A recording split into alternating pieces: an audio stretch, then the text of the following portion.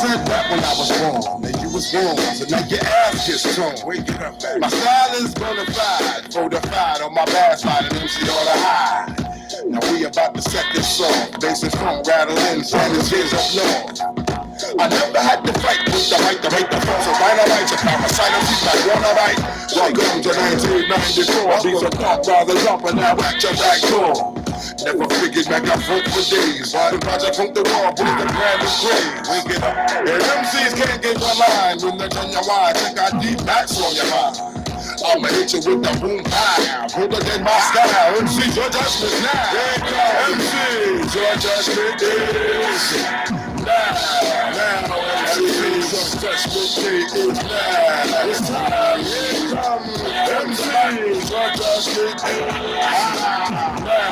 We get that. MC's your judgment day is now. Here comes the one they call King FC. If you're tired of those phony fake rhymes that we fake, I'm back with the deeper than minds up my altar. Preacher better than a preacher up on a long amen. I feel that I am pardon, the deeper background I'm starting with my MC God, and I'm kinda hungry for life. So I pulls out the gun, I flat line of the sight. I don't mean the most, but the most is me, a horse. I'm post kicking flames with the ghost. Straight back, kids here to stay. Rugged as a mountain lion, then she touched the day. We're here. From now until dawn strong in the chess game of rapping season, nothing wrong at all. As the backdrops to your sound, we get MCs around town to put your plans in the ground. MCs, your judgment is now. MCs, your judgment is now. This MCs, your judgment is now. Back to the MCs, your judgment is now. I put the biggest out the bubble, kick it, biggest hyper, won't never fumble. I float like a jungle, watch the virus like a root, start affected. It's rap real, you can't deal. What's the matter? The matter that don't matter, it's still getting fatter. But we have to have a stand shit, and I do this when I learn from the spot. You respect bad boy for that. I don't make for like them sweet from the back. Scat, still music on the make it out of when I believe. Around with fuck to the hood. That rhymes we bust, and God we trust that MCs don't discuss when you turn back to dust. Now the year 1994, when MCs hit the floor, MCs and judgment is now. MCs don't touch my way. MCs get down. MCs don't touch me. MCs don't touch me. Now. They got time.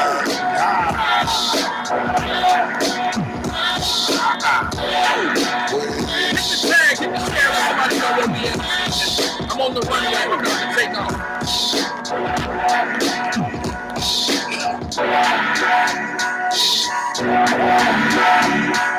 Come on now.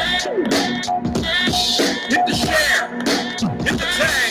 Call your girlfriend. Call your dudes. Let them know where we at. We on the runway and I'm about to take off.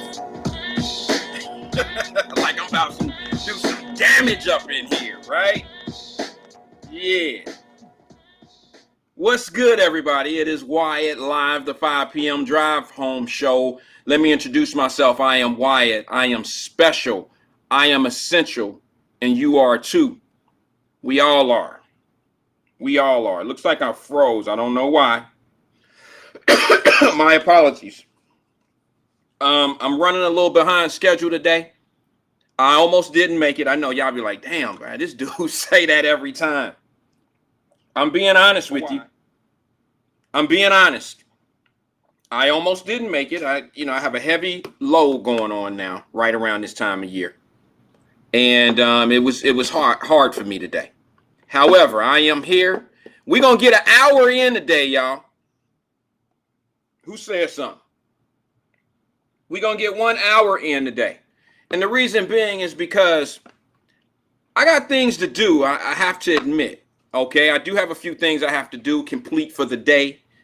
I want you all to join me on my pre-dinner, all fruit. I'm on a diet.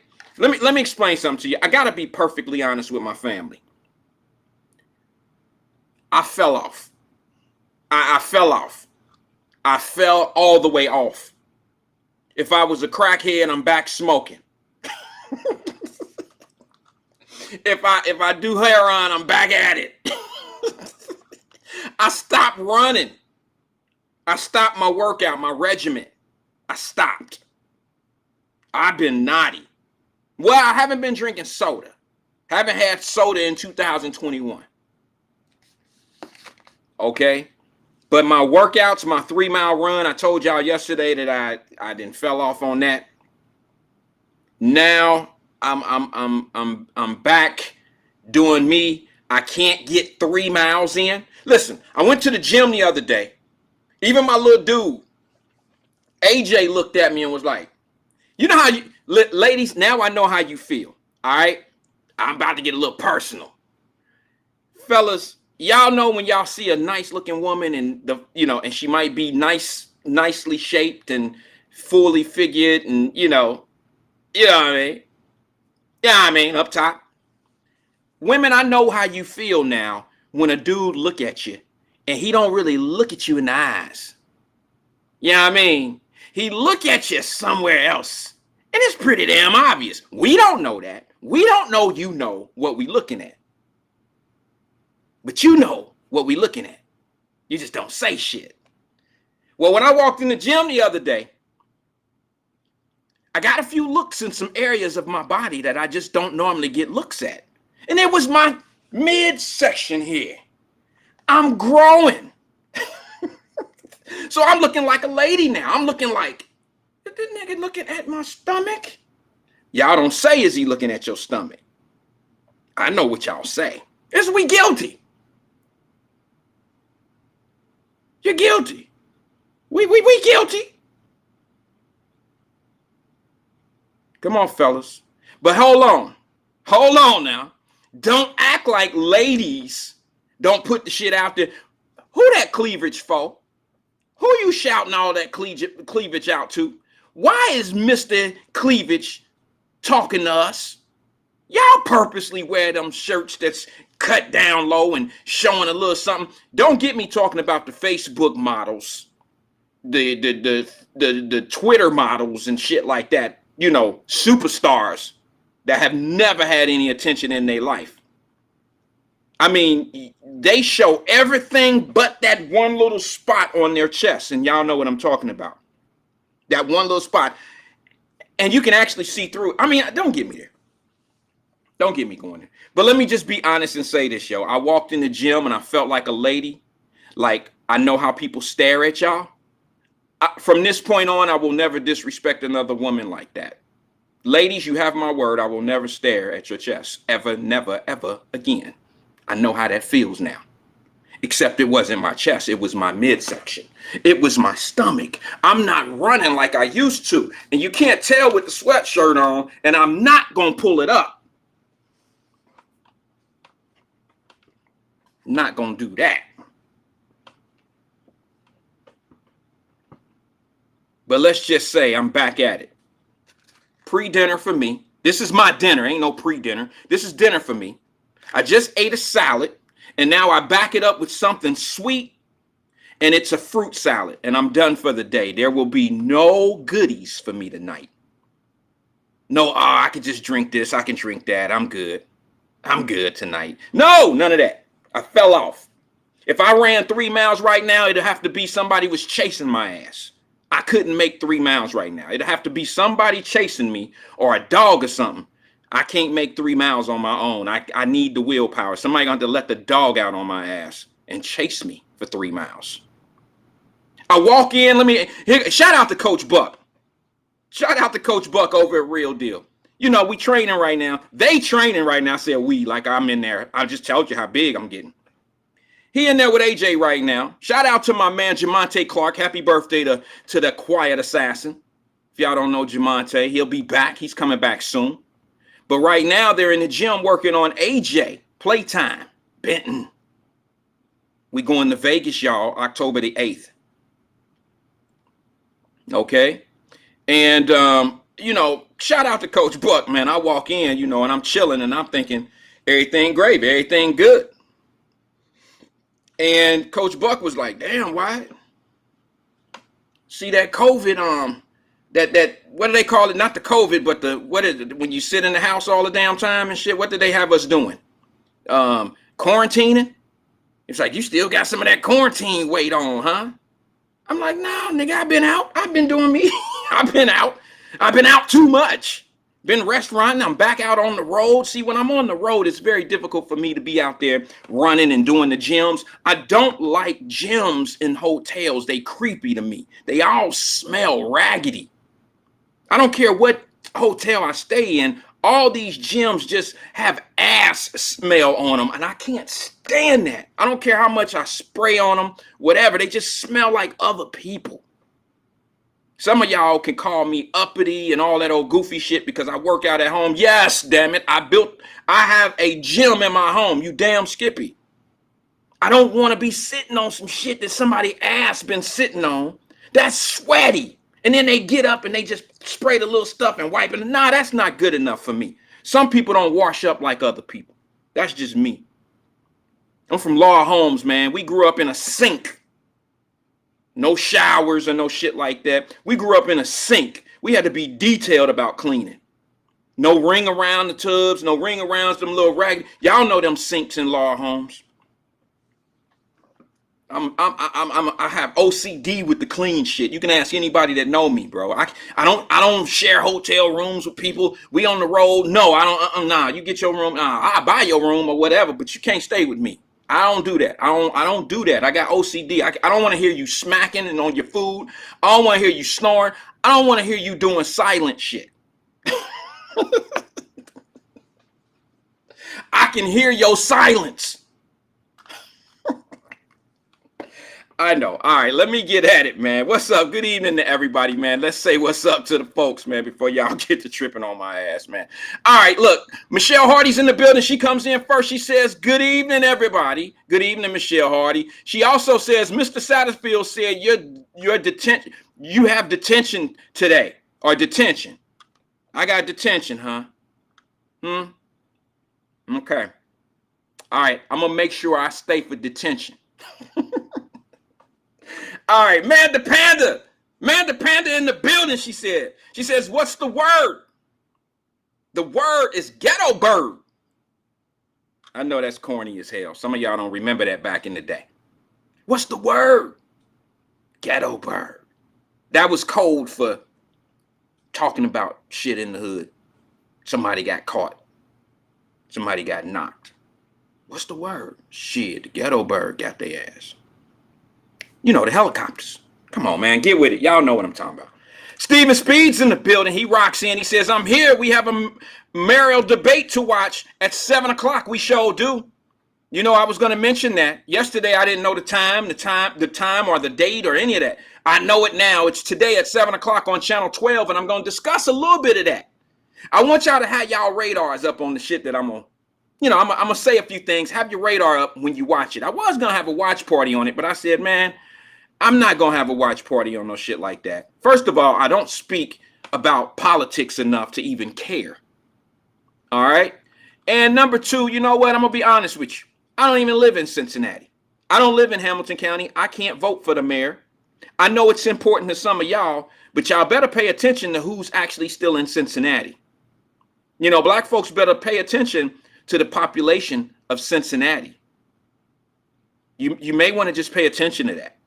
You may want to pay attention to who your voter demographic is of the black community in Hamilton County. You might want to pay attention to that. You know, some people try to call people that move and leave and get out of Cincinnati and all of that. Some of y'all try to act like they're being uppity and stuff. No, it's not that. It's just people want to improve their life. And if that means I'm going to improve my life, so and it leaves the Cincinnati, you know, perimeter or, you know, Hamilton County, well, damn it, that's what I'm going to do. I'm not going to live in Cincinnati just so I could vote for the mayor of Cincinnati or city council. Y'all do that. Y'all have fun with that. But the same people that talk about these things all day, every day, they never talk about the type of demographic that the black community is in the city of Cincinnati. They never talk about that. Because then you'd have to look at self. You'd have to look at Well, the reason why things are the way they are is because of the type of voters that are actually in our region. It's called self-checking. It's called self-checking. You ever notice that a lot of the counties in the surrounding areas don't have the same problem that city of Cincinnati County has, which is Hamilton County? You ever notice they don't have the same? I'm not saying they don't have some of the same problems, but you ever notice you never hear shit about their issues in Butler County, Warren County, Claremont County? You don't think they have poor people there too? You don't think they have black people there too? You don't think they have rich black people, poor black people? It's a demographic of everything you have in Cincinnati. But do you ever wonder why you don't hear anything about those areas? I want that to marinate. Think about it. Somebody give me an answer on that. While I'm doing that, Linda Reed's come in and says, good evening, fam. I'm only doing an hour today, y'all. And then I'm going to watch this debate at 7 o'clock. I don't think it's going to be much of a debate. I think it's going to be a bullshit session. I think it's going to be two groups of guys, two people in their separate groups, Democrat and Republican, that's going to sit back and tell everybody what they want to hear. They're gonna pump fake on the shit that they can do and what they can't do, but they're going to deliver it as if it's on their agenda. Well, you know what? It's on my agenda to be the greatest person in the world at podcasts. Okay, that's my agenda. But am I really going to make that shit happen? Probably not. It's probably not going to happen. You got to want it. I don't want it. I don't want it. I'm not trying to be the best at this. I'm just trying to be the different guy. I'm trying to be the one that bring a little bit different conversation. I don't want to say real. I don't want to say the realest. I just want to give a different perspective. I think that's fair to say. It's fair to say that I want to bring a different spin to the same topics that a lot of people talk about. Here's the difference. You try my way, it'll be something new. Handling some of these problems that we've been seeing for decades over decades, doing it the Wyatt way might come out with a different outcome.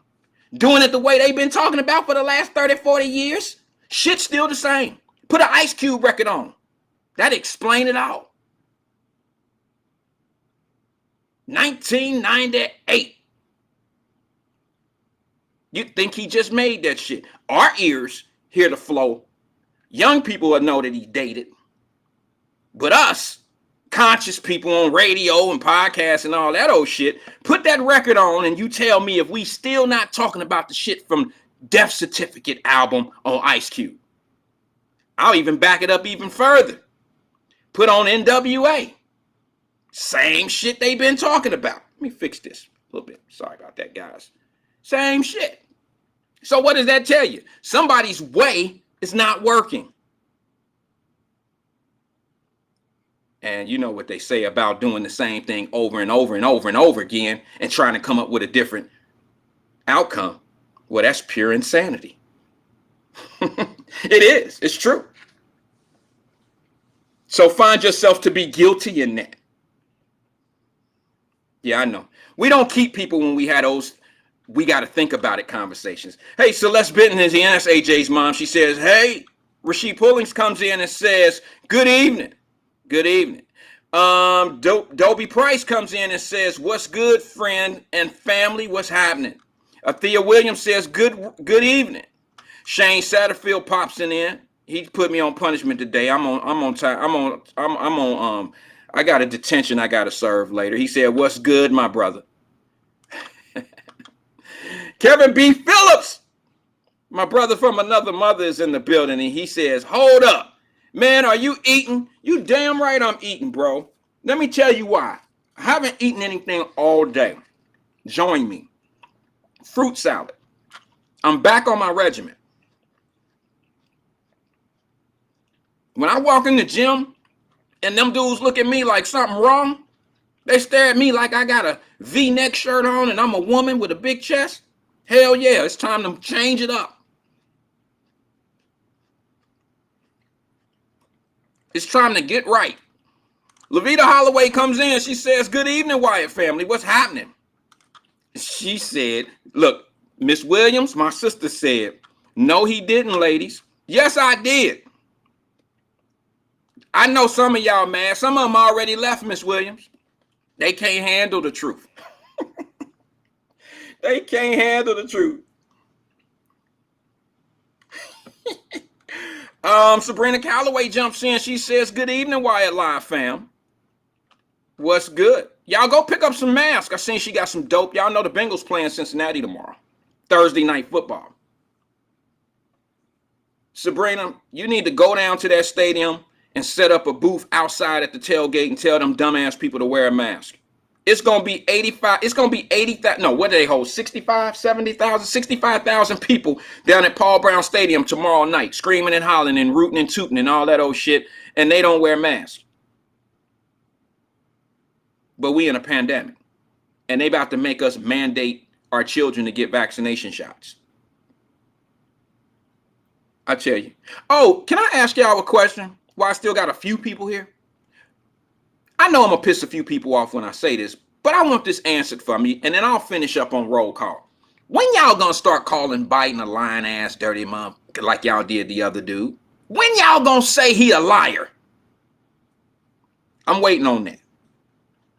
You'll make my day when you say that, because your boy, I was one that told y'all he a liar. Number one, you can't stay in politics for 50 years. Continuously getting voted in, continuously running game, continuously passing bills and setting your name, putting your name on, signing up for shit, and not be a liar, manipulative person, easily persuade, get along gang guy. You can't do it. It's impossible. It's impossible. Politics is not that type of game. It's not a game of going up there doing shit for the people and doing it right. It's once you get there, now how do I stay here? How do I keep my ass up here? How do I continue to serve me? That's what it is. That's what it's about.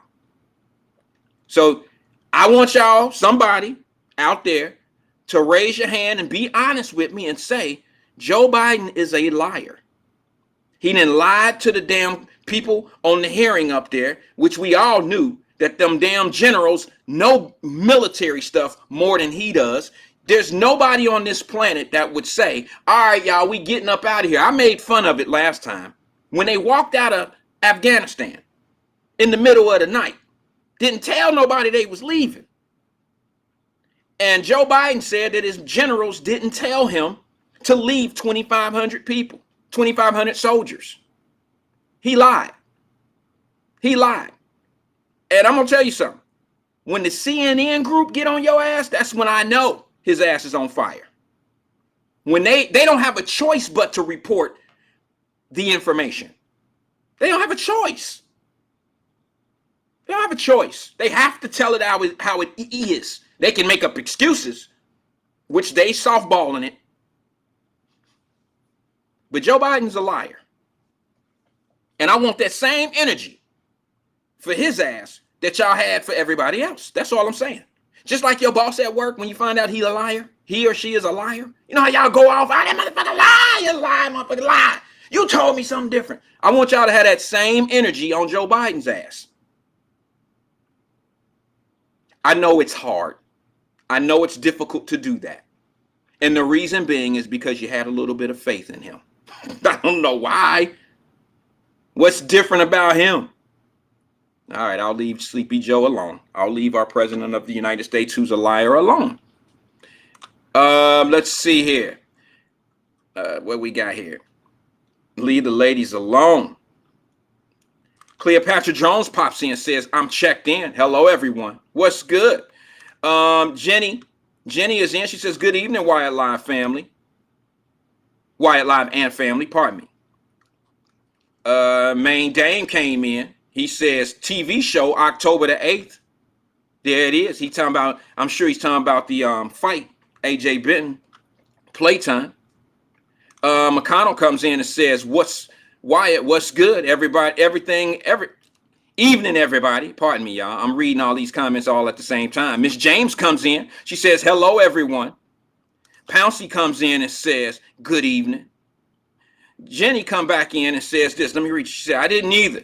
Just interesting to watch. Brenda Early came in late as hell. We're going to have to call you. Brenda, you're not, Brenda, listen, sweetie. Brenda, we got to get you a new name. Your name possibly can't be Early because you never get here early. Okay, so Brenda Early is not Brenda Early anymore. We're going to get you an AKA. Brenda, I'll be here when I get here. How about that? Brenda, I'm going to be here when I get here. How about that? No more Brenda Early, y'all. We're going to rewrite the books. Brenda is now Brenda, I'll get here when I get here. She's not Brenda Early. Okay?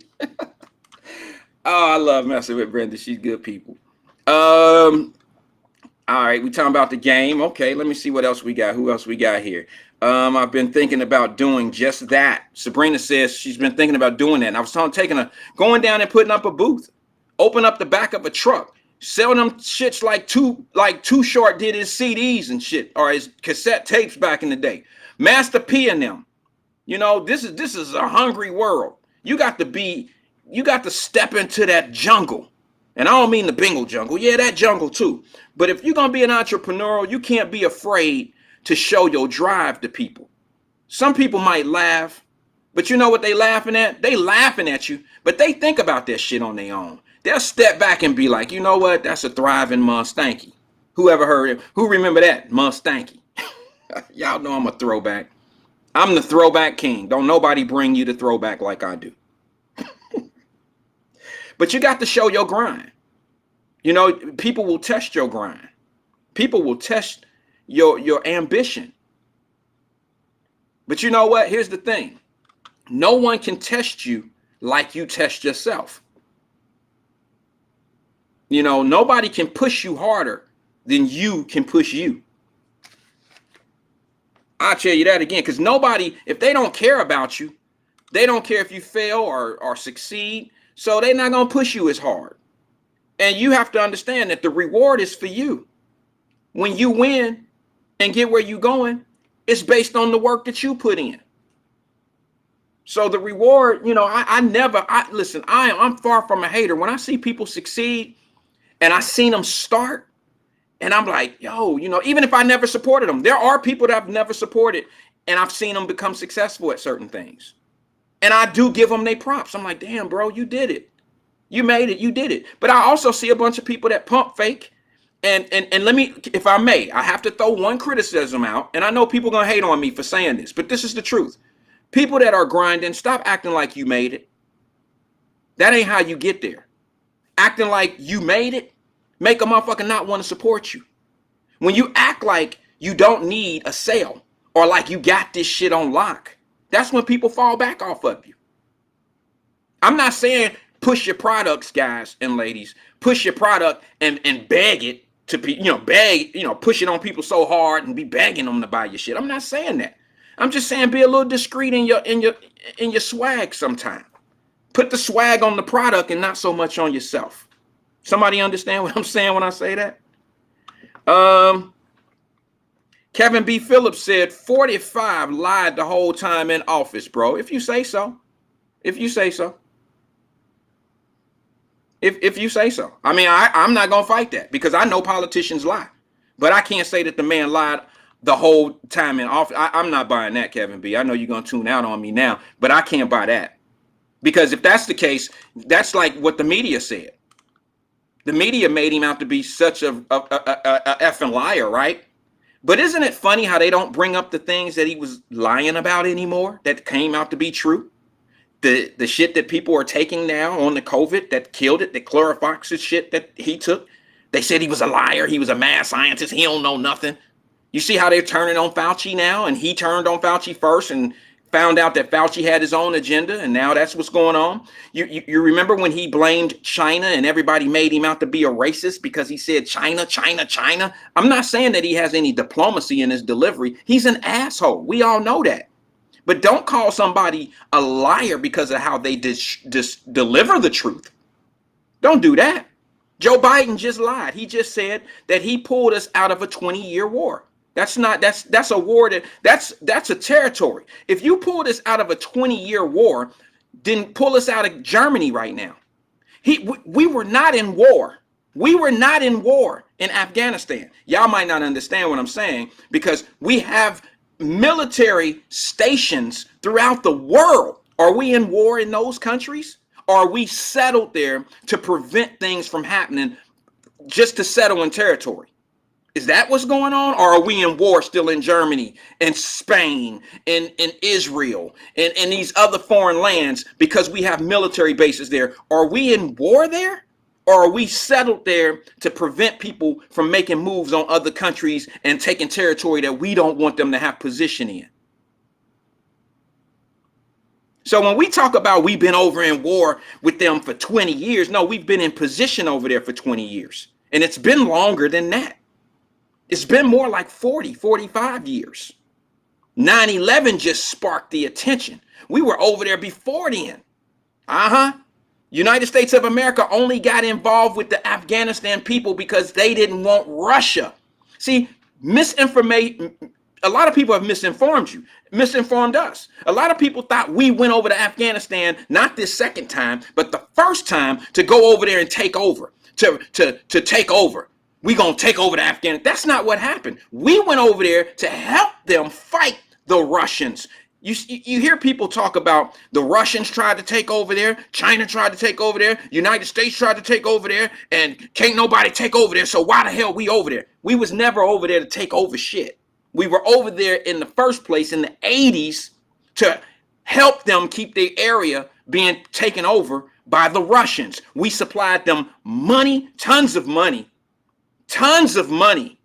billions of dollars in the 80s, provided them with weapons and all of that shit to keep Russia from taking over Afghanistan, so we would keep that position of being and having, an ally.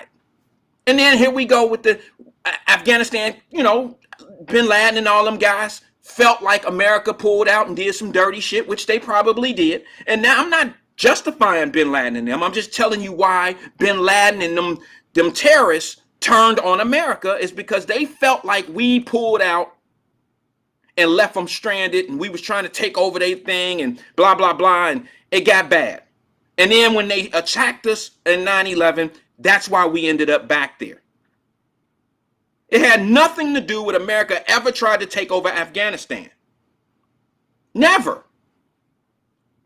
So when we talk about people who are lying and shit, well, if you don't have the real truth, if you don't understand or know what's going on, it's very easily you can have a conversation with somebody that's misinformed and you can call them a liar based on everything they say because they've been misinformed. And I'm not talking about Trump in that case. I'm just talking about the whole, what I hear people come out their mouth. Well, I heard somebody that should know better say, well, China tried to take over Afghanistan, Russia tried to take over Afghanistan, and now America. And see, that make us look stupid. And it makes what Joe Biden and them say, it justifies what they're saying by saying, we've been in Afghanistan too long. That's a 20-year war. It's not a 20-year war. It wasn't a 20-year war. If a general feels that 2,500 soldiers could stay and settle and be in a country, we're not at war. How many soldiers were in Vietnam? Thousands, hundreds of, come on now. So you telling me we at war when you can just sprinkle 2,500 soldiers in Afghanistan? Come on, that's not a war. That's us being in place so no war will happen. So certain things won't happen. All right. I just wanted to say that shit. I just wanted to say that because we misinformed. And as long as we stay misinformed, we always going to be on our heels and on our toes of some bullshit. And when somebody tell you something that's in the narrative of those lies, they sound like a fucking genius. I'm here to clean the record. That's the difference between this podcast and most. And the ones that love hearing lies and shit, they tune out. They tune out. They want to continuously be upset and all that old shit. That's cool. They got the shit figured out. That's cool too. That's cool too. Sabrina says, I never worry about what people think if they ain't paying my bills. You damn right. You damn right. I can't say nothing to that. You're absolutely right. TC pops in. She says, hey. Let me ask y'all something. Here's somewhat of a question it's not really topic. It's just a question. I put it down on my pad to have something to say, but I want my family to answer this for me.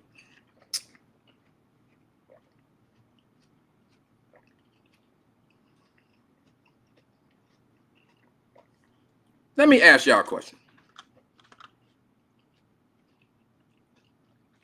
With the border situation that we have going on in America right now, it's not really a crisis, it's just the border situation. Let's just say that. Let me ask you guys a question. Honestly speaking, who suffers the most with more foreigners coming into the land, into the United States of America? Can I get an honest answer on that? Can somebody put it up on the screen with refugees coming to the United States of America, with open borders and people being placed in certain cities and been given, military help and financial help from the government? Who's going to suffer the most of all people in America? Who stands the chance of sitting to the back seat of all this shit that's going on? Has anybody thought of that yet? Or is it just me? No one sees a problem here. No one sees that there's going to be, has anybody found a motive of why certain things are going on? Like, why would people allow this to happen? Pamela Jones comes in and she says taxpayers. That's absolutely true. But let's be more specific, Pamela, if you don't mind. Because that's a dope ass answer. You're absolutely right. But taxpayers mean Americans totally. Let's be more specific. Can we be more specific and say what group of people suffers more? I know a lot of people like to put race on it. I don't necessarily put race on everything, but I would like to narrow it down in classifications, whether it's race, whether it's economic status. Who suffers more when they open the borders for illegals to come in and open up opportunity for others before we get everything situated here? I'm just curious. I'm curious. Is that a bad question?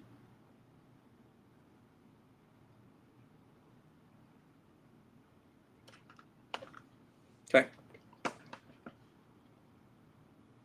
Taxpayers pay for foreign affairs all over the country. Let's just be honest. Taxpayers paying for shit over in Israel, Afghanistan, and everywhere else. It don't necessarily. We pay more money out of the country than we do people that come in here illegally. You can put everybody. You can put every Afghanistan. And here's the funny thing. Y'all gonna think I'm crazy for saying this, and it's gonna sound a little racist if you want to call it racist, whatever. But I wouldn't be surprised if 90%, high 90 percentile of everybody that comes from Afghanistan will receive a welfare situation from the United States of America. Yeah. Should I not have a feeling about that? Is that brutal? Is that like some shit I shouldn't even be saying? Should I not care about that? Should I just stop thinking? Should I not think that way? But I'm asking you, how are they going to eat, sleep? And I'm talking about Afghanistans. We ain't even got to the 2 million Mexicans that are here that don't qualify for a job here because we have a language barrier. But English is not a very hard language to learn. Okay. You can ask anybody that speaks another language and their other language is their first language. English is not a hard language to learn for foreigners. It really isn't. I know a few. Give it a year. They'll be saying enough to work any place that we won't work. So what does that say to us when people come to this country and will take the jobs that we won't take? What community gets hit harder? Is that a fair question? Or is that some shit I shouldn't touch because that make us think about it for a second? Like, well, honestly, personally, I don't have anything to worry about in that case because I'm not a frontline worker. I don't think I'm going to be putting any applications in at McDonald's anytime soon. Knock on wood. I really don't. But what does that have? My child will. She wants a summertime job. Your children will. Some of our nieces and nephews who chose not to do certain or make certain decisions in life, who have to depend on some of these frontline jobs as a career for the rest of their life, You don't think that there could be a point in somebody's life where it's either, okay, I'm gonna bring in little Diane, that's your little cousin, your little niece, and she's willing to work for the 15 bucks an hour or whatever minimum wage will be at that time. I'm just using this for argument's sake. But then here comes somebody that's willing to work for less than that. Now, I know minimum wage and job laws and all that type of stuff have to come on. But what happens if minimum wage is not raised to 15 bucks and somebody comes in that's willing to take the job for 12 bucks and minimum wage never hits 15 because it's not necessary? We have 2 million people in this country, not even counting the Afghanistans, 2 million Mexicans that have come over to the country. Y'all, I keep saying Mexicans, but y'all, it sound bad, but I'm talking about refugees. We have 2 million of them that have come here. And I want to know from my people, am I wrong for saying that it's going to hurt us more than anybody? Am I wrong to say that?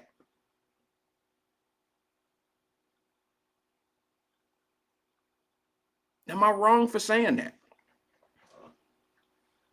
They will not need no damn CCY jobs when you got 2 million people that'll do those jobs full time all year round. You think Kings Island gonna be hiring y'all children in the summertime? It's gonna be Tito, Nino, and Vito up in that motherfucker running the Beast, the Vortex, all that shit. Those summer jobs are gone. I know, cut me off. Cut me off, I know. Who does this hurt more? Do you think they're going to be up in corporate America anytime soon? Not in that first year or two. You think they're going to be in a position to hurt one of these politicians' jobs or somebody that work at Procter and Gamble who's sitting on the 47th floor? That's no threat. The threat is us, the front line. They're going to be replacing a whole lot of our front line.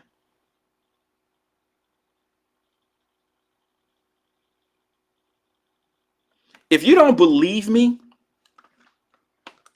I can give you a perfect example. My Latin brothers and sisters who I love dearly.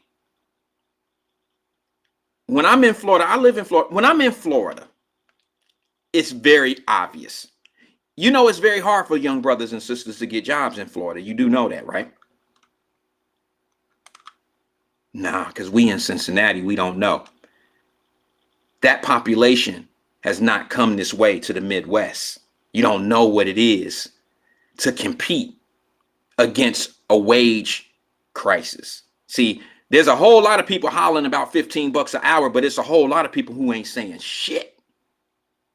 Let me give you a perfect example. This is a true story right now. 30 seconds of my time I'm about to give you. Hopefully this will get somewhere with somebody. My neighbor 3 doors down from me is getting a brand new roof put on his house right now. When I rolled out of my garage this morning, I seen these big ass trucks coming through with wood and stuff on it. I didn't know what the hell it was. Well, I looked down the street. Matter of fact, I'm a nosy dude in my neighborhood. You can call me Karen, Darren, or whatever of my neighborhood, but damn it, that's why I pay to live where I live. And if I see some foul shit, I'm gonna look at it. You can't come around my crib with no bullshit. Nah, we ain't having none of that. So I go down the street a little bit, look down the street, and I see them tearing my neighbor's roof off.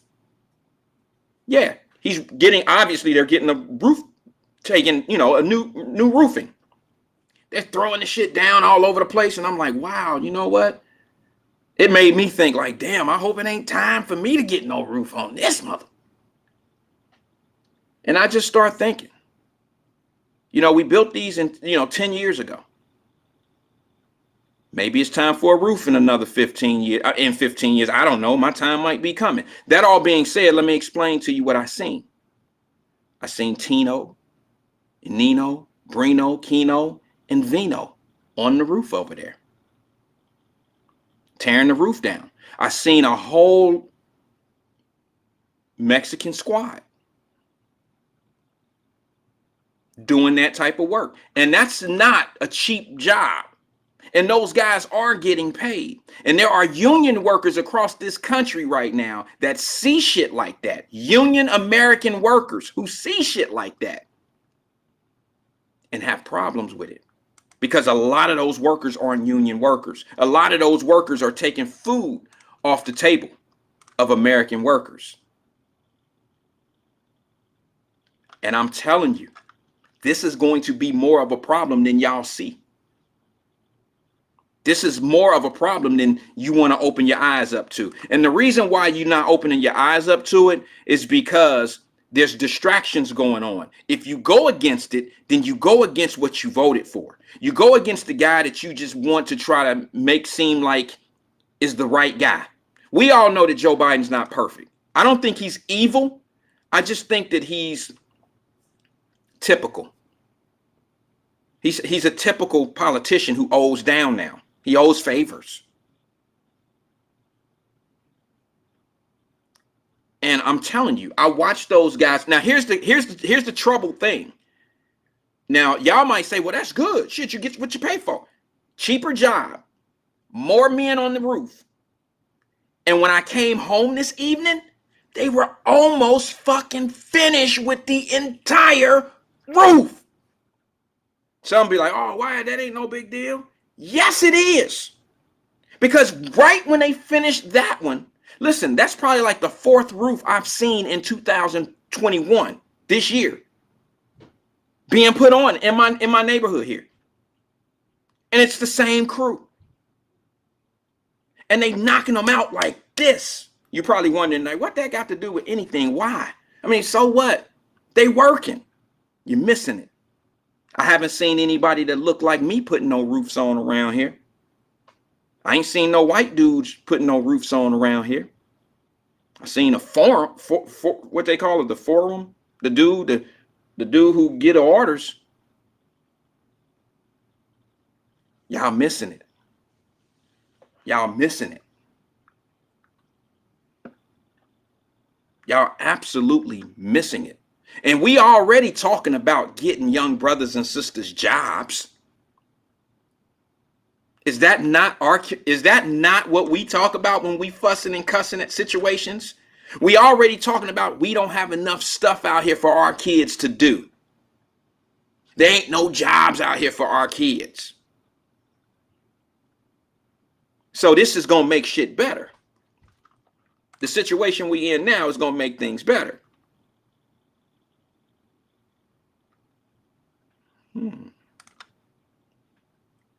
Thank you. Angela Kenny says foreman. I'm getting help from my smart people because I didn't have it. I said foreman or something shit I said. I don't know. Foreman.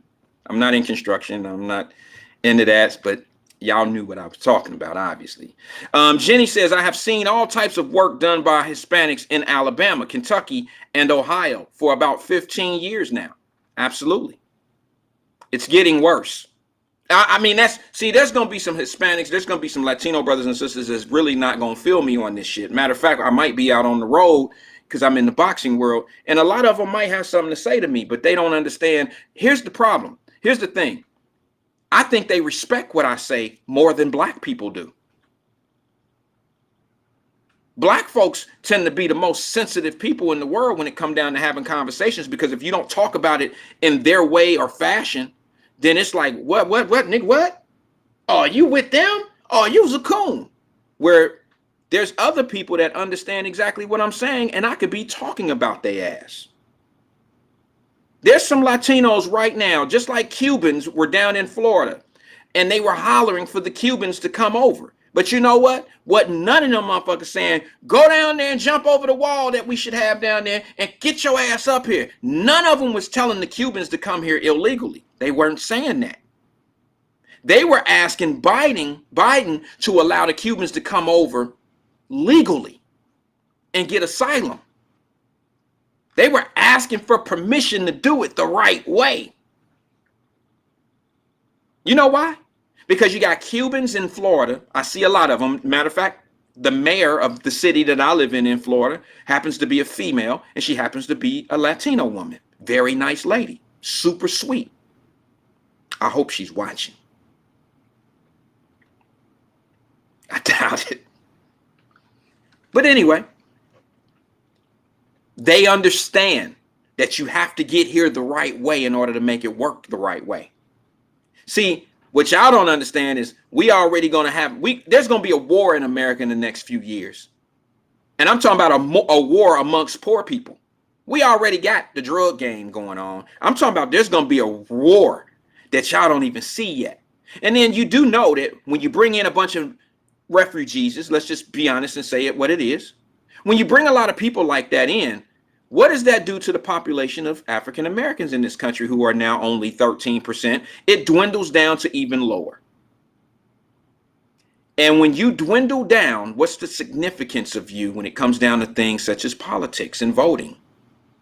You become a non-factor. So what I don't understand is why us brothers and sisters don't have more to say about what the hell is going on. Now, I could be wrong. I've been wrong a few times in life, just a few. I'm only playing. I'm wrong more than I'm right. But in this case, I think I'm right. I want you to think about that. I want you to think about it. Now, you got to understand. I don't care what anybody say. Y'all going to think this is harsh. You're going to think I'm being an ass about saying this. But there's no doubt in my mind that this is constructed. Cheap labor is coming to this country on purpose. Sounds good, right? If you got some money, if you pay, if you need your grass cut, cheap labor, right? That's all I'm saying. I'm being honest. Don't get mad at the brutal conversation. I'm not being disrespectful. Maybe I am to some people in their mind, but I'm not like cussing and fussing and trying to make this point. I'm giving you what I feel to be facts on the future of America for people, for us. And all I'm telling you is if we don't have our shit together, our shit will get together by somebody else. They're going to get us up out of here. It's amazing that these people that have these radios and podcasts don't talk about this shit. It's economics 101. It really is. Follow the money. Follow the money. Find out where the money going to lay in 3 years. How much of that money going to be in our communities in 3 years? How many landscaping companies do we own? How many jobs are we now going to lose? And it's the same administration that's saying they're going to do the most for you is the ones that's going to fuck you up. They're allowing the replacement of you. This is why certain platforms or shows won't talk about it, because they already know. You can't tell people that believe in a system that their system is broke. Their system is a lie. You can't do that. You do that shit, guess what happens? They ain't gonna listen to your ass no more. You know, if everybody just said, Wyatt, you full of shit, I ain't never checking in with you no more, never again, then I'd just be sitting here talking to myself, and what would be the point? Then you got some people that make a living doing this shit, unlike myself. So if they make a living, they definitely don't want nobody to move and go nowhere. How the hell do you think Roland Martin would survive if he didn't keep Negroes on edge and talk about the same shit for the last 40 years? He ain't been talking about it for 40 years, but he just took over from the last dude just like him. And then everybody else, just like Roland, they piggyback off the same conversations. They blame systems, and they blame systems that some of these systems are ran by people that look just like him, just like them. It's amazing to me. It's amazing to me. I don't understand it. Let's see here. Sabrina Calloway says the sooner they finish a roof, they can get to the next one.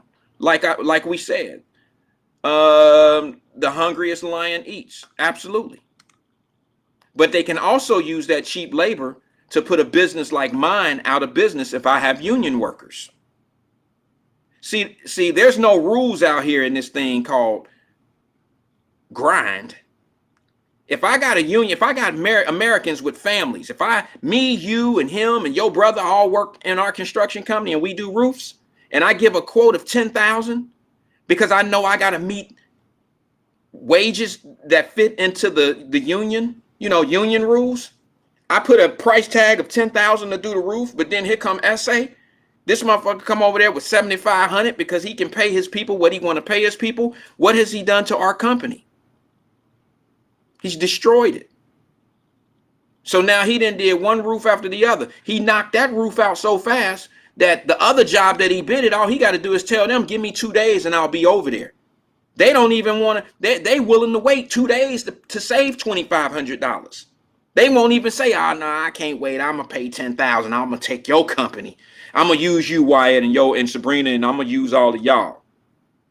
I'm going to use all of y'all. I don't care. I need my shit done like right now.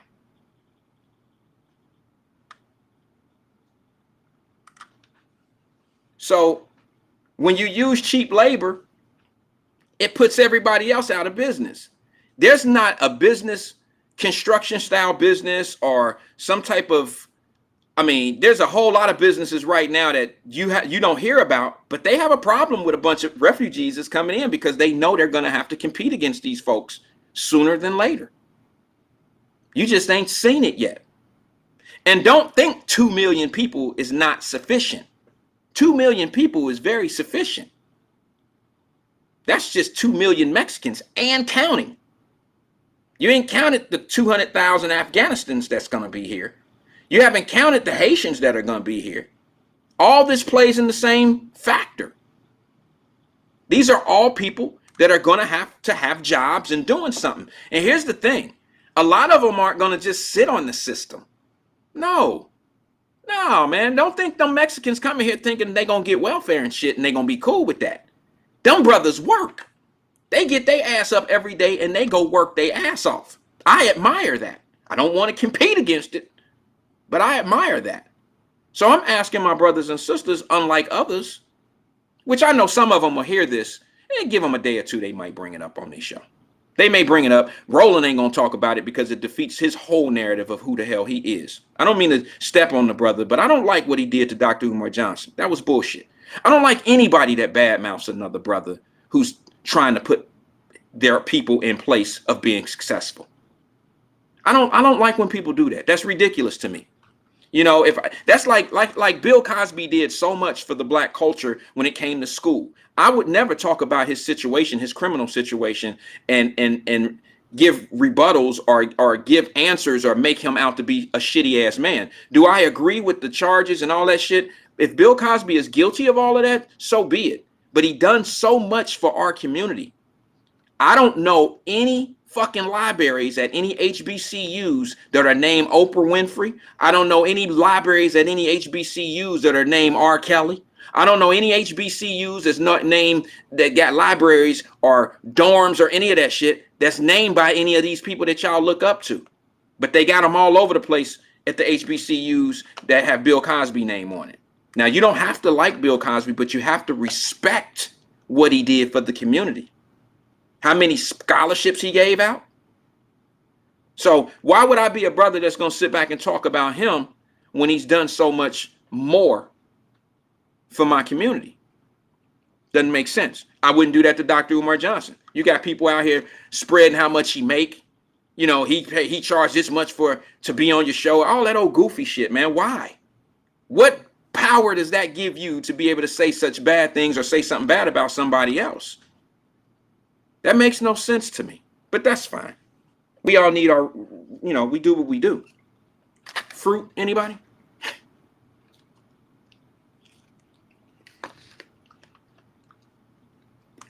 Rick D's, what's good?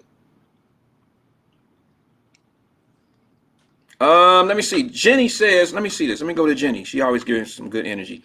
She says every administration has pure, I'm sorry. Everyone before the Black American. Okay. I had to read it all the way out, Jenny. You put a different word in there. You meant put. Okay, it's pure. She says every administration has put everyone before the Black Americans. Come on now, speak, sis. Speak. I got you, Jenny. Speak. Come on, sis. Tell us. Tell us. Your beloved president, Joe Biden, signed he signed an executive order. No offense to the LGBTQs, but he come in day one and signs an executive order for LBGTQs and WXYZs and all that shit before he did anything. He ain't done nothing for black folks. He done signed everything for everybody else. And I know them critical thinking ass black folks who sound articulate to say, give him some time, do this and do that, and he this and that, and give him some time, and he can't do anything. He did 51 executive orders in the first couple of days, damn it. He can do what he want to do. It don't mean an executive order lasts forever, but if he loses the next election, the next president can come in and change it. If his successor, which is Vice President Harris, takes over and wins, then they can keep those executive orders in place. Stop playing with me. Stop playing. You didn't sign the crime bill for Asians. Niggas been getting their ass beat in this country forever. Get out of here, man. Stop it. You could tap dance on somebody else's intelligence. This one here, it's a no-go. See, sometimes people just instead of just admitting when you're wrong on people, instead of just admitting when you're wrong on people for voting or saying what you say about people, instead of just admitting the shit, you want to justify their dumb shit, justify their bullshit just so you don't look dumb. Come on, y'all. You don't look stupid for voting for the man, or you shouldn't feel stupid for having some faith or confidence in him. You should feel stupid for supporting the shit that's very obvious right now and try to justify it in some strange, crazy ass kind of way. But didn't I tell y'all sometimes that when I try to make my points, it takes something viciously odd, something dangerous to happen for me to be able to say I told you so? Well, I want y'all to mark mark this content right here. See, I can pull the archive back. I got a catalog of shit I've been saying for the last year and a half. And I can pull a lot of shit up that I said in season 1, 2, 3 that's now coming to pass. It's coming up. And y'all know it. People that's been rocking with us since day one, y'all know this shit that's going on right now and what I'm saying. Y'all already know. I've already said this was going to happen. Where Diddy and them? Why was y'all so hard on Cube? See, let me show you how vicious the word Trump is. Let me show you how vicious that word had been used and manipulate the black community. I don't fuck with Trump, but I want to show you how we have been manipulated so bad. Y'all turned y'all back on one of the only independent guys who's been able to make it in a white Hollywood, being Ice Cube. You affiliated his name to Trump and took all his credibility away, when all he was doing was something for his own people and holding your current administration. He was going to hold them liable for having a meeting and hold him liable for any promises that was made to him. But you know what y'all did? Y'all sat back and accepted that bullshit that Joe Biden told Ice Cube before election. Well, I'm not going to sit down and talk to you until after the election. But then y'all made it look bad on Cube when he took a meeting with Donald Trump and them. But when he had his meeting with Trump and them pointed out some things in his black agenda that they favored. And they said, yeah, we could probably do that. And now when you have a commitment from them, now you have something to put around their neck and say, hey, this is what you said. This is what you told us. And Cube and them would have went hard. But now that Joe Biden has won, has he had that meeting yet with Cube? What about that black agenda? Now, y'all know I'm going to say this, right? For y'all that ain't been here, don't know about this on Wyatt-Live, I'm about to tell you something. I'm still waiting for my free college. Me and my baby still waiting. Joe, I've cut 2 checks. Joe, Mr. President, I've taken out an additional $35,000 loan for my daughter at Ohio State University for her to continue school. When is the free college coming up, Joe? And I ain't talking about, no offense to my brothers and sisters that are dope at doing hair, but I'm not talking about a cosmetology license. You said free college. You didn't say free career path. You didn't say trade school. You said free university, free college. You said reimbursements of loans from universities and colleges. That's what you said. I'm not going to take my foot up off his neck. I'm not going to do that. See, y'all can easily forget. I'm not doing that shit. This is what Wyatt-Live is put on here to do. It ain't to wait for the next story and forget all the other shit that's been said and done. That ain't what we do here. I'm not waiting for the next R. Kelly story and just pretend we ain't been lied to. I'm not going to do that. We've been lied to by current shit. That R. Kelly shit will blow away. I ain't going to talk about that shit forever no more. It's over. He's going to jail. He's going where he belongs. But somebody make this shit make sense to me now. Here's another lie. Here's another lie.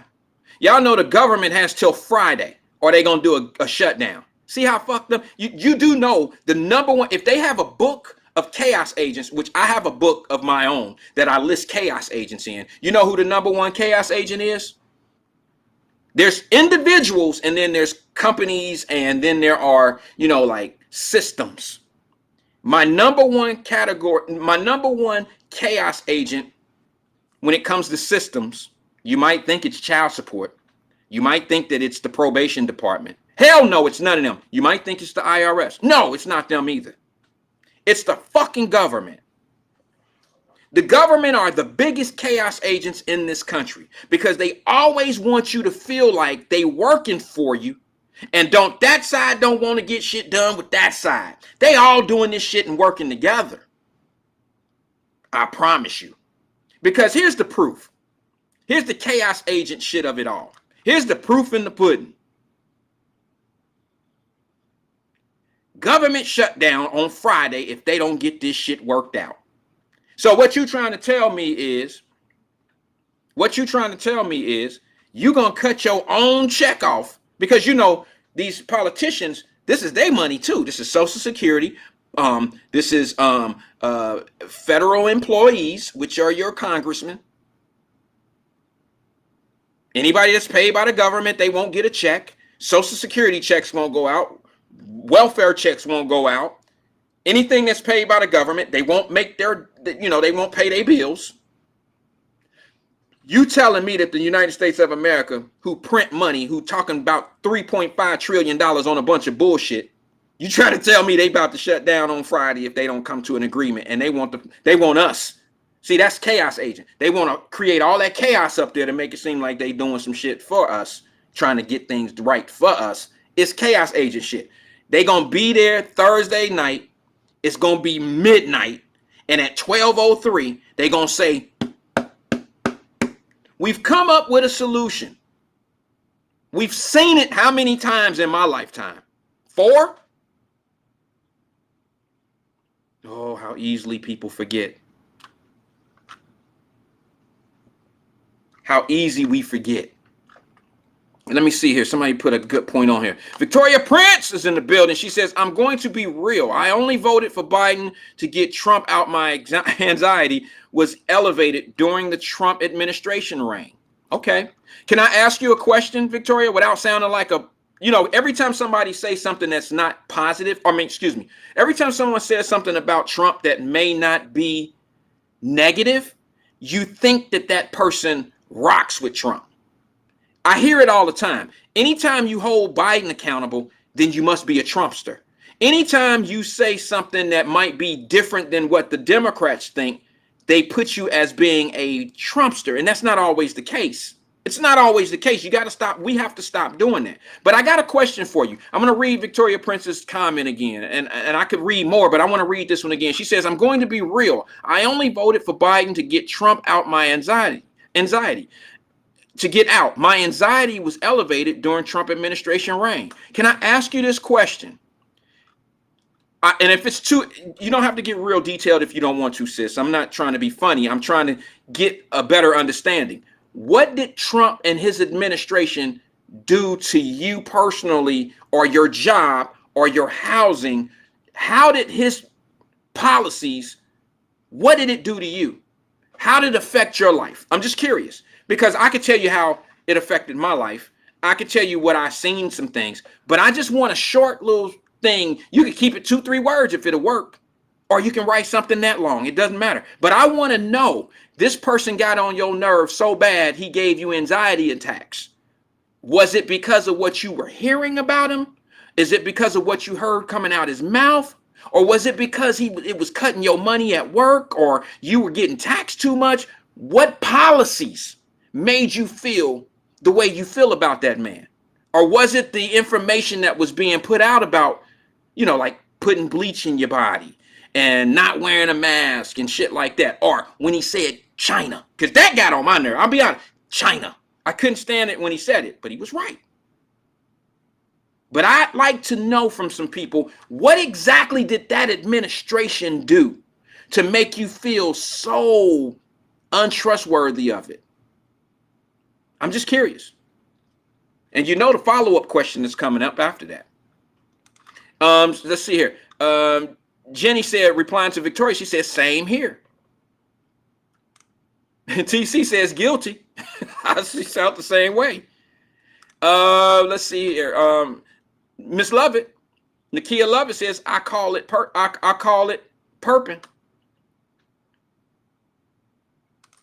Let's see here. Shabazz jumps in. What's good, brother? What's good, brother? We got smart, intelligent people. He said Trump was only the distraction for things to come. I told you, I didn't even read his comment. Y'all better listen to some of these brothers. Listen, I'm not a Muslim. Okay? Malaikum salam, Shabazz. Okay? Because I study, because I know a few people, because I understand religions, I don't have to be part of it to respect it.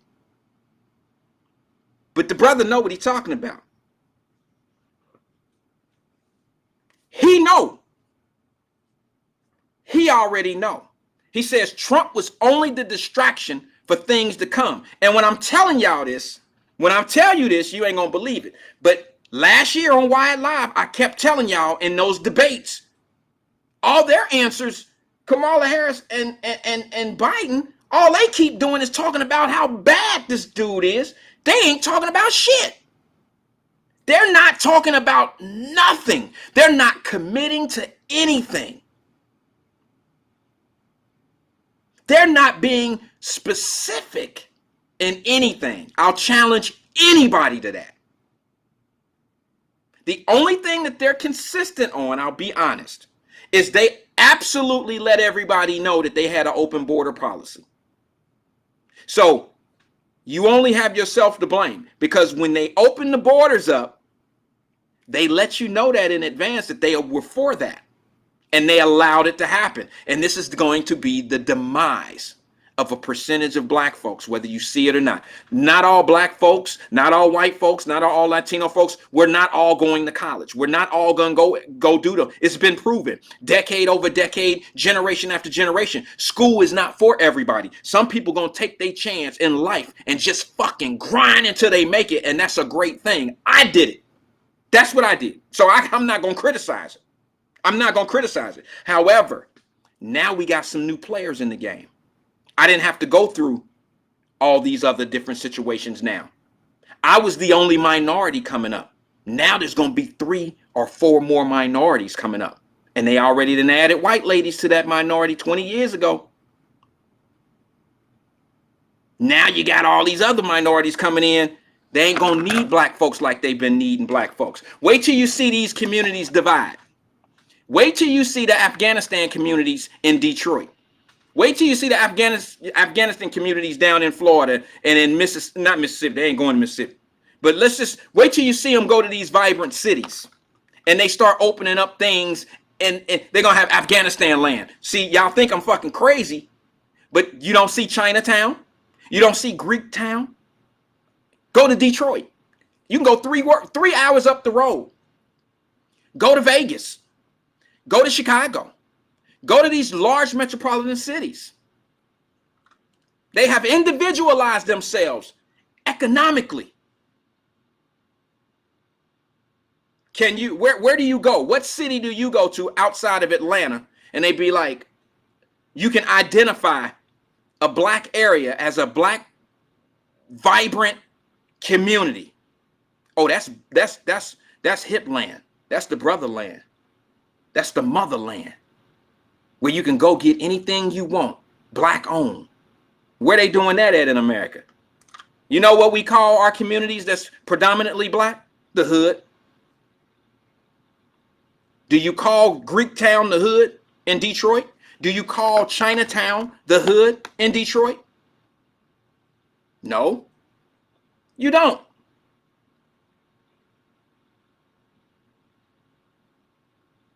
You don't. And the reason being is because it's just handled different. Hold on. Let's see. Shane Satterfield, smart brother. He's always in here. He says, regardless of the politician, one only votes for the lesser of two evils. I get it. But here's my thing. I need people to tell me politically, not personally, not because of how he looked, not because of his face, not because of his hair, not because of anything. I just need black folks to tell me, what the fuck did Trump do to us? I'm just asking. Because I say that don't make me a Trumpster. It makes me somebody asking a legitimate question. It's the same question that I can ask you. What has Joe Biden done for us?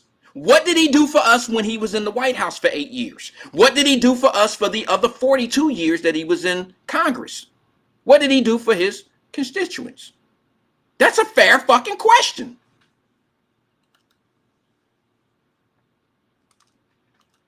So it's a fair question to ask the same thing about the man, the Trump dude. What did he do to you on paper? Was your check short? Was your taxes higher? Was they cutting your jobs backward? What did they do? What did he do?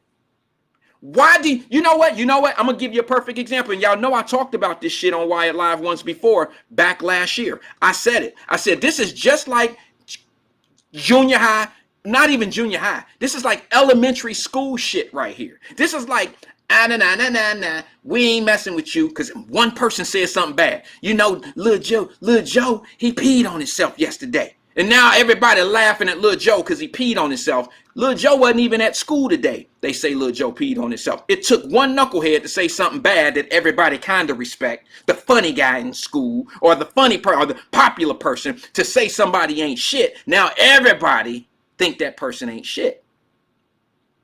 They think Joe lied about his mama and his daddy still being together. Joe ain't never said nothing about his mama and his daddy. Do you get what I'm saying? These are junior high and high school and elementary games when you blackball, when you put bad words on people and you don't even know it to really be true. You just take the word of other people. So I'm still waiting for the answer. Victoria Prince says Trump was most inappropriate and unprofessional in his role when he was in office. People showed their ass and became very aggressive towards our people. You know what? And you're talking about people like who? You're talking about like what we call Karens? So there was no Karens before Trump? There wasn't Confederate flags on buildings on trucks before Trump? That shit wasn't going on in America. So Trump was the beginning of conscious black folks to actually see racism. That's what you're trying to tell me? Our schools wasn't fucked up. Our public schools wasn't trash before Trump got in there.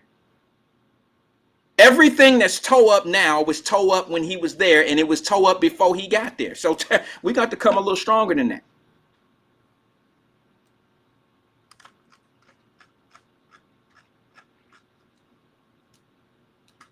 We have to come a little stronger than that. I'm trying to catch up with some of the comments. Let me go to Angela Kinney. Let me see here. Hold on one second. I'm sorry. Hold on one second. I'm seeing some great comments, and I want to put them up because I see Black Russian popped in. Let me see. Shabazz says this. I'm going to start right here. This is where we was. Oh, I'm sorry. Wait a minute. Davis Dennis is in there. Davis Denise is in here. My bad. She says, Walaikum salam. I said, I didn't say that. I didn't say that, Davis Denise. Did it come off like that? Shabazz says, I'm not Muslim either. I just chose to leave my slave name. Okay. Much respect. Much love. Black Russia's in the building. He says, good evening. I voted Trump in 2016 and I don't regret it. Biden has proven to be no better than Trump. Alt middle. Well, I didn't vote for, I'm sorry, hold on. All right, TC. TC's drawn out something. She said, when he fired the pandemic crew Obama had in place for what we are facing now, that scared me. Obama years ago said we may face something like this. Made me think, I'm sorry, that they had this pandemic. You mean pandemic. Okay, but I get you. That they had it planned. Okay, well, let me ask you this, if I may. I'm going to leave that comment up on the air. I'm not Mr. Rebuttal for Trump. I just want to add a little what I think is common sense to some of the comments. I'm not saying they're out of line. I think they're important comments, but I want to bring some sensibility to some of these things. Do you really think that if Trump wouldn't have fired the people that was doing what Obama was talking about, TC, do you think that would have kept it out of the 147 other countries as well? Or would it have just kept it out of America? Do you see what I'm saying? See, I think there's a lot of misinformation there. I think some people probably got fired. I think it was an easy blame. But I think Fauci and all the rest of them actually knew this shit was going on prior to it going on. I think there were already antibodies to this drug being put in place. I do think China is responsible for this. But at the same time, how does what Trump decisions made, how does that affect the world? You do know other countries got the same thing. They're going through the same thing we're going through. What about their leadership? Did they fire their scientists and people that had things in place so they wouldn't get it? Or was it just Trump? Is that a legitimate answer or no? Do I have to maybe elaborate even more? See, here's the thing. Americans are kind of self-centered. We are, because we are the greatest country in the world. So we think everything we do is the best. And when you kind of self-centered, or when you have an ego like that, you tend to look past everybody else. You tend to think you're the greatest and don't nobody else matter. And you don't even study them or even think of them because you're too busy doing your own shit. And that's what we got caught up in. Think about this. Trump can't affect all those other countries. So what decision he makes for America, it didn't stop anything from Great Britain. Trump made the decisions for America, right? But why is Great Britain and all these Australia and all these other countries, why are they fucked up too? Why is Spain having this problem? Trump don't control nothing over there. He didn't. He don't control the budget of fighting pandemics and stuff that, and hiring and firing people to control the shots and vaccine. He doesn't have any control over their decisions. So how did it end up in so many other countries? Is that not a legitimate question? Why do you think it only happened to us? We're not the only country that shut down. Okay, what happened to Canada? You think Canada is taking Trump's advice? You think Canada was you think they seen this coming? You think they protected against the virus better than America did? We all got struck by the same shit. And it hit us when we didn't see it coming. And I'm talking about the world, not just the United States of America, the world. If you want to blame America, who's to blame in all these other countries? Why did they get it? Because of us? Hell no. So who's the fault there? Who did they fire and let it in their country? I'll wait.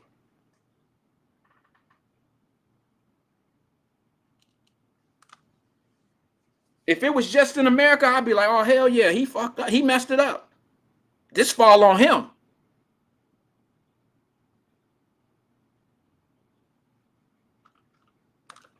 I would absolutely agree with that. But I got to have some, I got to put my spin.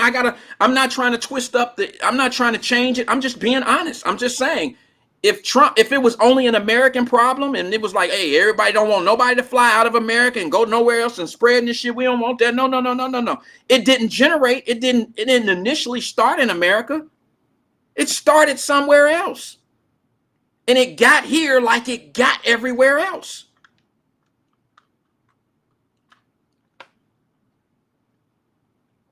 Let me see here.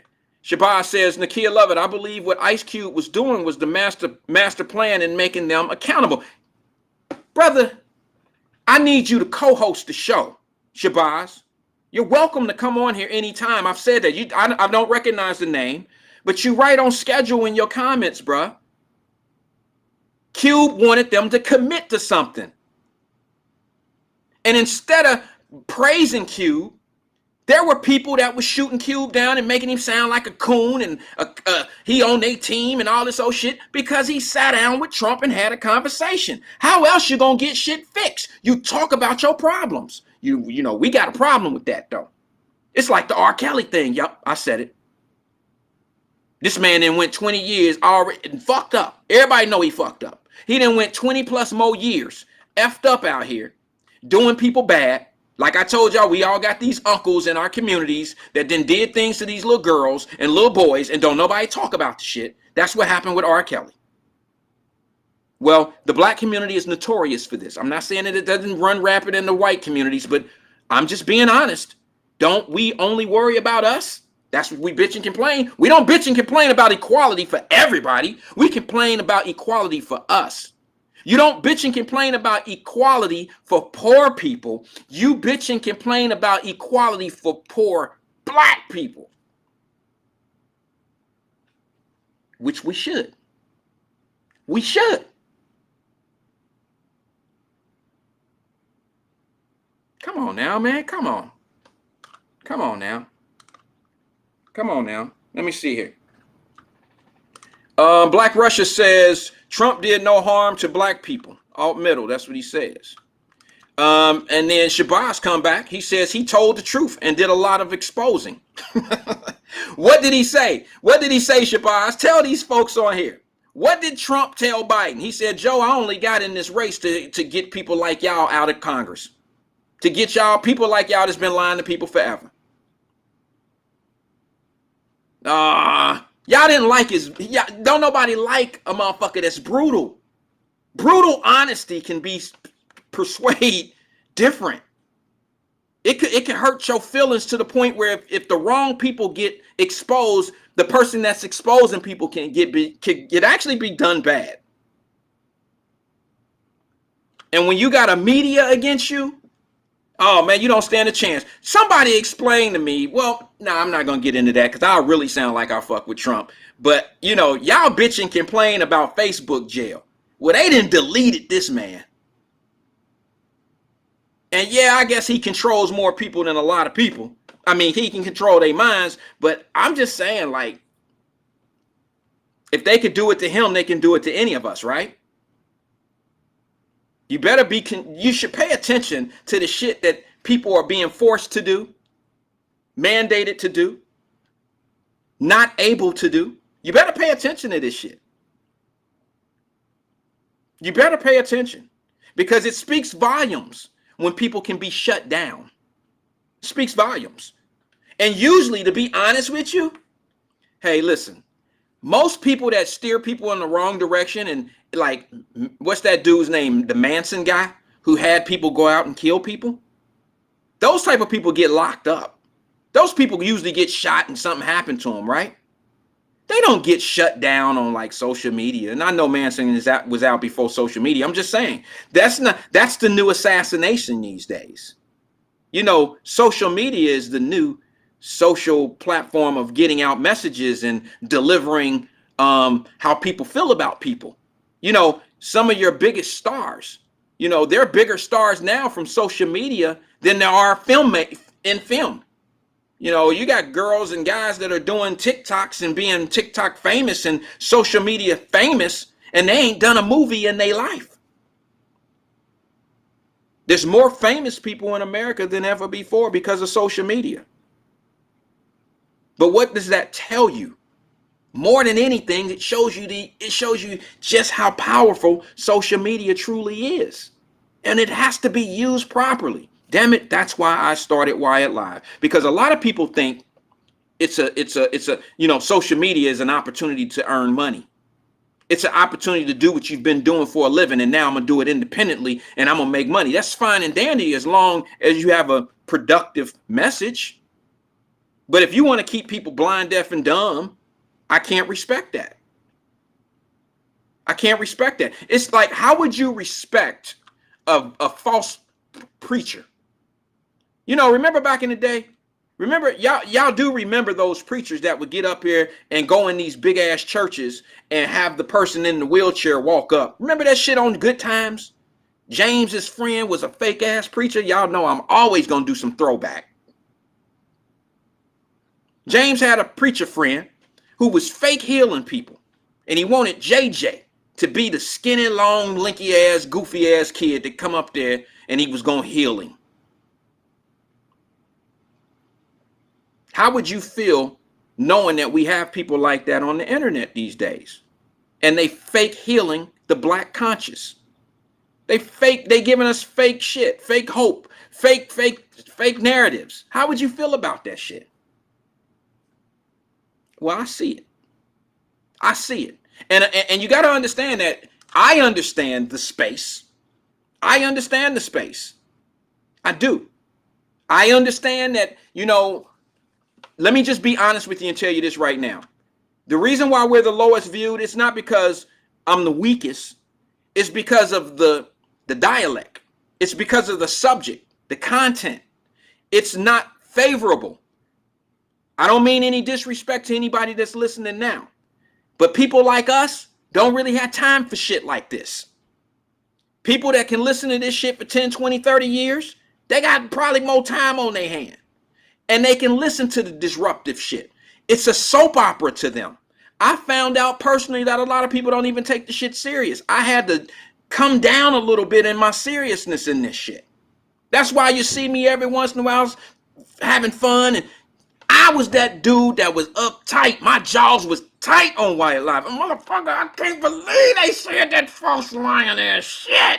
I was always angry and going against what people was misleading people for. And I had to think about it. I said they do this shit on purpose. That's the only way they can attract attention.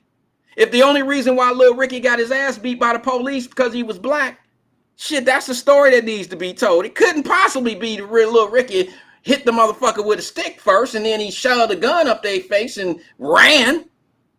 Then they caught Lil Ricky and beat his ass. It couldn't be none of that. Then I had to think about it. I said, you know what, Wyatt? They don't want to know the truth. They don't care about what the real truth is. They don't care about the circumstance. They just care about the outcome. Oh, they was giving me a hard time, Black Russia, when I wouldn't tell them what they wanted to hear about Breonna Taylor. They was giving me a hard time when they didn't want to talk about George Floyd. They was giving me a hard time when they didn't want to talk about the brother who got shot by the police, shot and killed by the police up in Detroit. They was giving me a hard time when the Milwaukee guy that got shot by the police. They was giving me a hard time because I want to see the 15-minute video. I don't want to see 30 seconds of a clip. I don't even want to even see it. When I look at videos, I listen to them first because I don't listen to the gunshot. I don't listen to stop, stop, stop. I listen to people in the background. I listen to the person who's holding the camera. I listen for things that are not seen. Sometimes they explain what's going on. Black Russia says, my life hasn't changed from Trump or to Biden. Exactly. Mine hasn't either. Personally, I'm not getting any more money with Biden. I probably will end up losing a little money because of his policies. You can't say that Biden's going to give you stimulus money because the first stimulus check came from the other guy, and then he caught the second end of the second one. That was already put in place. He just kind of caught the, the rebound on that. But I'm still waiting.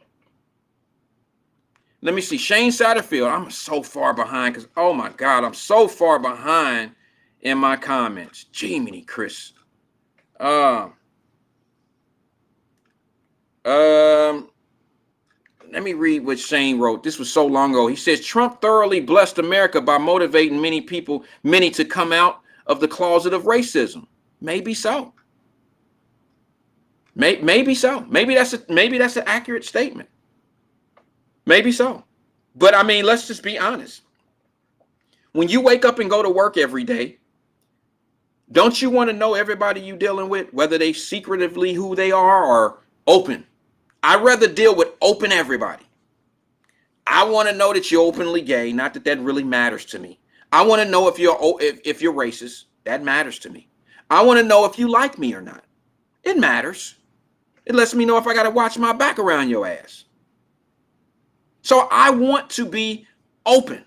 So what's wrong with you knowing who's racist and who's not? I know this is not going to sound good to a lot of people, and I know a lot of my brothers and sisters are not going to respect this when I say this, but I have to say it. We holler about all these Confederate flags and shit running around here because it has history. We run around here talking about white folks talking about this and that because, they talking about white this and white that, white power and all that old shit. We talk about that. We look at them as being evil because they concentrate on their folks. They people. Now, don't get it twisted. There's a huge history with the KKK and hanging us and lynching us and doing a bunch of nonsense, right? There's a lot of that. And I'm not speaking on that level. I'm speaking on the level of when people fight for Trump, the white folks that you call, you can't, here's what I'm saying. White people that like Trump don't all have to be racist. Maybe they like his policies. Maybe they are just Republicans who want to live under a Republican republic. Okay? That might be it. They may not like the man. You voted for Biden and don't like him. Why can't they vote for Trump and not like him? For those that say that shit. Do you understand what I'm saying? I think it's the same point, right? You tell me that you don't like Trump and you really don't like Biden, but I chose Biden because he's better than Trump, but I don't like him. So what makes you think white folks who voted for Trump, why do black people always put racist on white folks who vote for Trump? It's not true. So is a black person or a Latino person that voted for Trump, are they racist? Or maybe they understand the policy of Republicans. Maybe that's what they follow.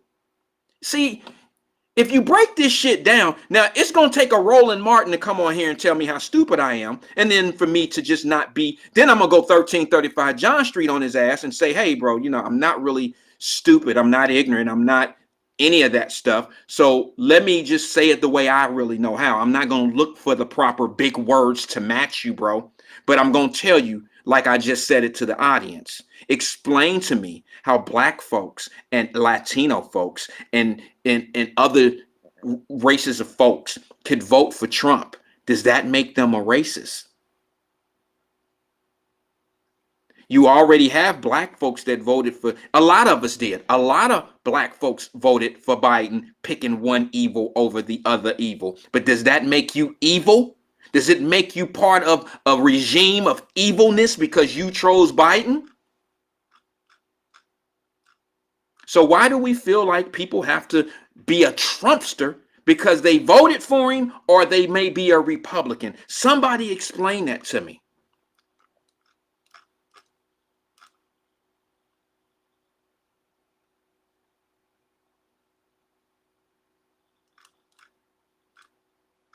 So let me ask you this. How does it look? I'm gonna read a couple comments. How does it look? I want people to know. We see white folks with their pride. They do what they do, right? But here we are, we walk around with Africa on our chest, and we black power, we proud African. Nigga, you ain't never been to Africa. You ain't never been there. You don't know nothing about Africa. Be honest. You just fitting into the narrative that's been put in place for you. You ain't never been to Africa. Hell, you know what? You still calling Africa a country. Actually, Africa is a continent. There's many countries in Africa. But you got a lot of people that are so conscious. Black power. Now, let me ask you this. How do you think people that are not black see people who show so much pride in who they are? Black folks are the only ones that get it. We get our panties in a knot when we show so much pride. But then you see somebody else showing some pride. You got your eyebrow raised. Like, what the fuck? This nigga race? You racist? What you mean? You for the white people. What you mean? You for the Italians. Fuck, you don't like black people? That's how we are. And y'all know that to be true. You know that's how we do. You know that to be true. We the only people that show so much pride on paper, on t-shirts. Can you imagine if a white man walked in the mall? Kenwood Mall, this weekend, go to Kenwood and watch a white man walk down the street and it say, white lives matter. Y'all will swear up and down, he don't fuck with black people. Oh, you on that, bro, for real? Not to mention he just passed 3 Black Lives Matter t-shirts. Walking down the hallway. They probably said, what's up to each other? What up, dog? What's up, man? We the only ones get sensitive when we see other people do the same shit we do. I know. I know.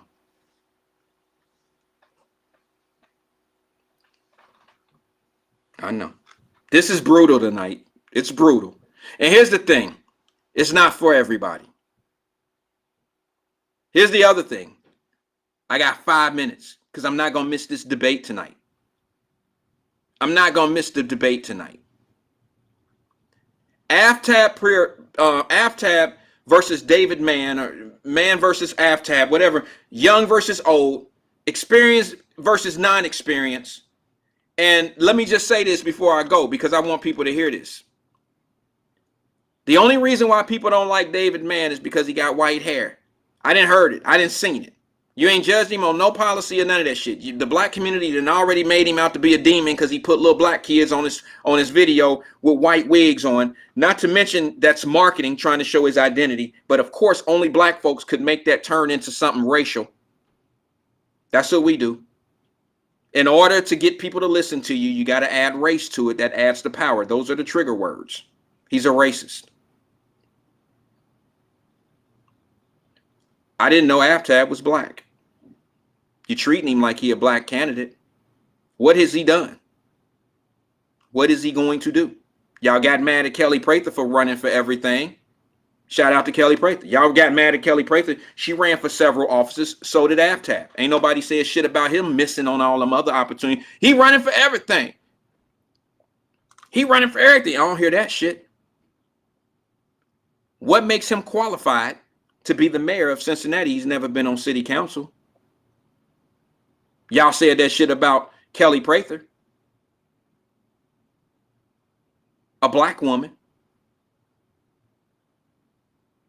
But since this dude come in a nice shiny suit with his hair combed to the side and got a nice little mannerism about himself, he's qualified because he come to y'all little programs, sit down at y'all kitchen tables and shit, or y'all church tables, come to your running programs and walking programs and shit. He's qualified. What it is he spends money with black radio, so y'all fuck with him. Let's be honest. He's accessible to black folks, so y'all fuck with him. That's the only reason. If he didn't come on your programs, if he wasn't accessible to you, you'd look at him. You'd look at him just like you do anybody else that's not you. It's the truth.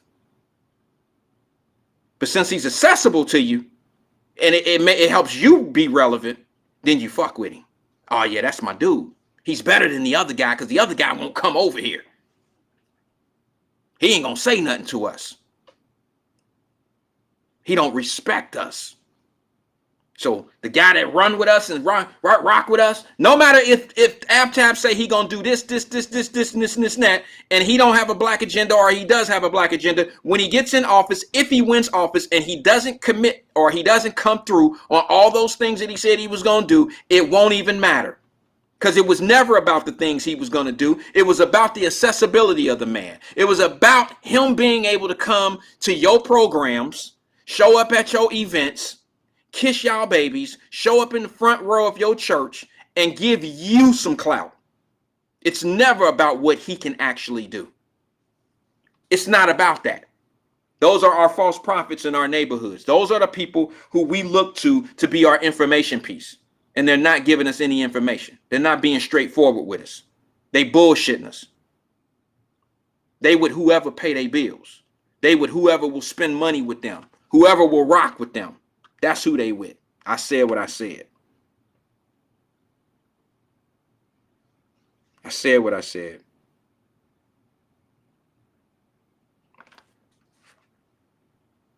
Y'all know that event come on tonight. Let me make sure I got everything I need here.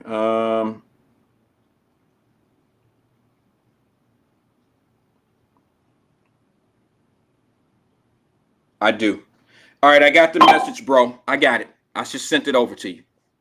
So we're going to pump fake loyalty by whoever's accessible to us. That's who we rocking with.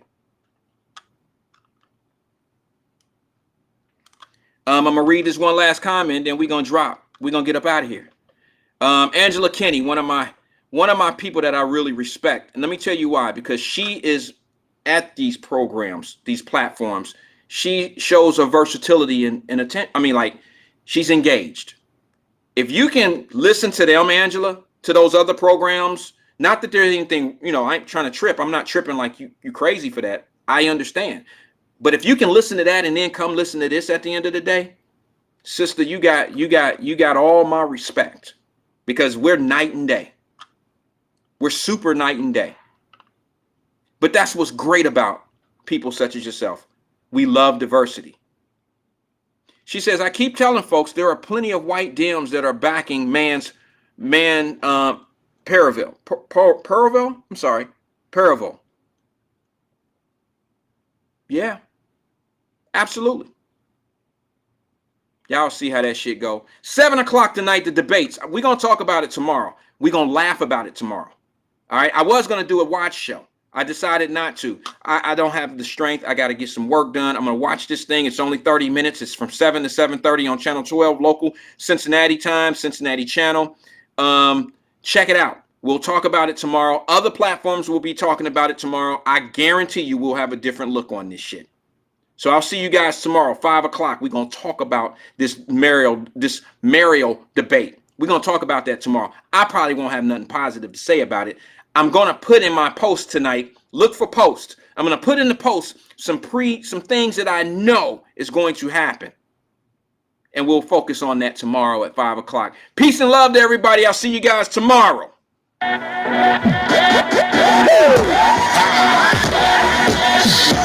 mama said that when I was born, and you was wrong, so now your ass gets torn. Waking up, my style is bona fide, fortified on my bad side, and MC on the high.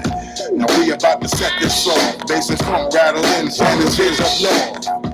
I never had to fight with the right to make the false, so dynamite to parasite, I'm like wanna right.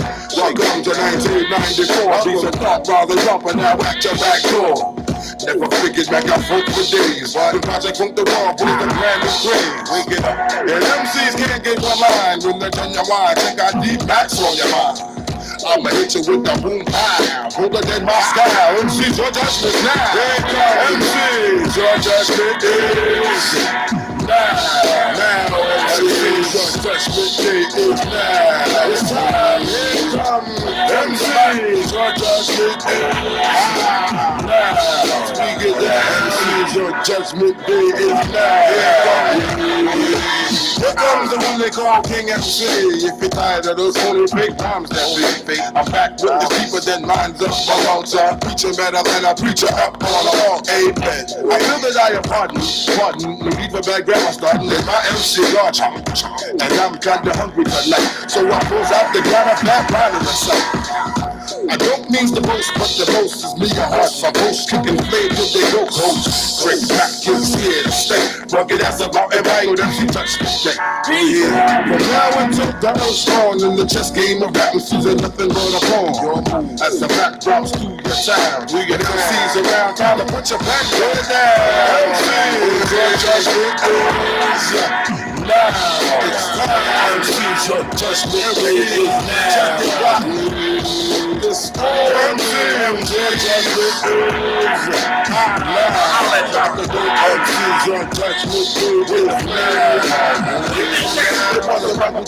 I put the biggest out the number, can't get niggas hyper, won't never fumble.